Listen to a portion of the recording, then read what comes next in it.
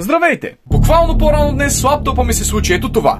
What the fuck, човек? Когато вече бях готов да звъня на полицията, на Цанов или на кафе при Гала, получих ето това съобщение от един стар познайник. Здравей, Бентен! Вен. Все тая, имаш точно 2 дни да завършиш тази песен. Все пак е само 2 минути. Но ако не го направиш дадения срок, всичките ти песни ще бъдат изтрити. Оправи се както можеш. Добре изиграна роля. Липсваше ми само злия смях и от някъде да излезе перите човката. Междувременно можете да се абонирате за канала ми Вентен в YouTube, докато Байтор Балан не е изтрил всичко от него. Имам 2 дни и понеже си харесвам песните, започвам. Тък му получих инструментала, който ми е пратил Канто.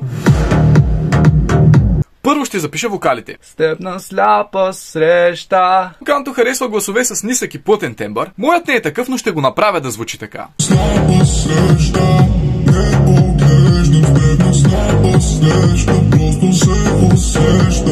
Реших и да самплирам вокала.